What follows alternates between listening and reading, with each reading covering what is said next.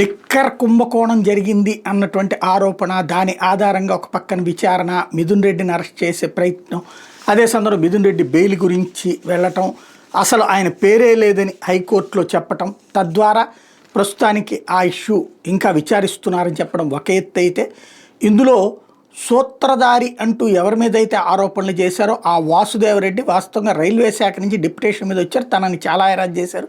జగన్ పేరు చెప్పమని, విజయసాయిరెడ్డి పేరు చెప్పమని, ఇదంతా కూడా ఏం జరిగిందో తెలియదు. ఇంకోటి, ఇట్లాంటి అధికారుల్ని వాళ్ళ పేరెంట్ డిపార్ట్మెంట్కి వెళ్ళిపోతానని డిప్యుటేషన్ మీద వచ్చిన వాళ్ళని వెళ్ళనీయకుండా అడ్డుకున్నారు. ఇప్పటిదాకా తెలుగుదేశం సోషల్ మీడియా, తెలుగుదేశం పార్టీకి సంబంధించినటువంటి అభిమాన మేధావులు ప్రొజెక్ట్ చేసినటువంటి ఒత్తిడితో ఇంతవరకు ఆపుతూ వచ్చారు. ఇక కుదరట్లేదు. ఎవరైతే ఇప్పటికే ఆల్రెడీ తాజాగా విచారణ ఎదుర్కొంటున్నటువంటి విజయ్ కుమార్ రెడ్డి తన పేరెంట్ డిపార్ట్మెంట్ వెళ్ళిపోయారు. అట్లాగే ఇప్పుడు వాసుదేవరెడ్డి, అంటే ఆయనేమో సమాచార శాఖ కమిషనర్, ఇప్పుడు వైసీపీ ఏమో Andhra Pradesh state beverages corporation limited ఎండీగా పనిచేసిన ఐఆర్టీఎస్ అధికారి వాసుదేవరెడ్డి రాష్ట్ర ప్రభుత్వం నుంచి ఆయన మాతృశాఖకి తిరిగి పంపేసింది. ఇక అయిపోయింది ఆయనతో పని. డిప్యుటేషన్ మీద రాష్ట్రంలో ఆయన తక్షణమే రిలీవ్ చేస్తూ గురువారం ఉత్తర్వులు ఇచ్చేసింది.